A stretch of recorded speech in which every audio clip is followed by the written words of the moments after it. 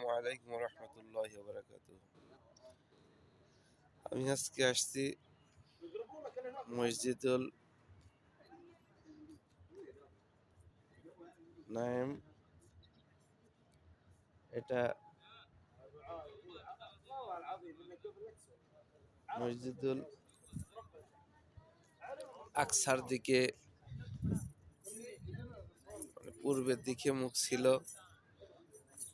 মুখ করে কেবলা করে নামাজ আদায় করতেন। আমাদের দয়াল নবী রাসূল করিম হযরত মুহাম্মদুর রাসূলুল্লাহ সাল্লাল্লাহু আলাইহি ওয়াসাল্লাম এখানে নামাজ আদায় করতেন। নামাজ আদায় করা অবস্থাতে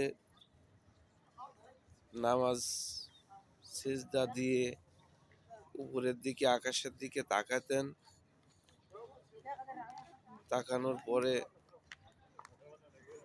আল্লাহ রাব্বুল আলামিন তখন বুঝতে পারতেন যে আমার কাছে কিছু চাচ্ছে। চাওয়া বলতে, এটা পূর্বের দিকে মুখ ছিল এই মসজিদের। পরবর্তীতে আল্লাহর কাছে এই আকাশের দিকে মুখ করে চাওয়ার কারণে আল্লাহ রাব্বুল আলামিন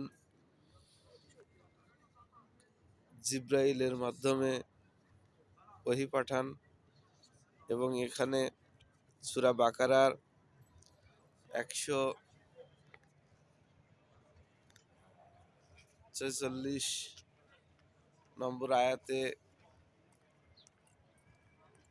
এখানে নাজিল হয় এবং ওই নামাজ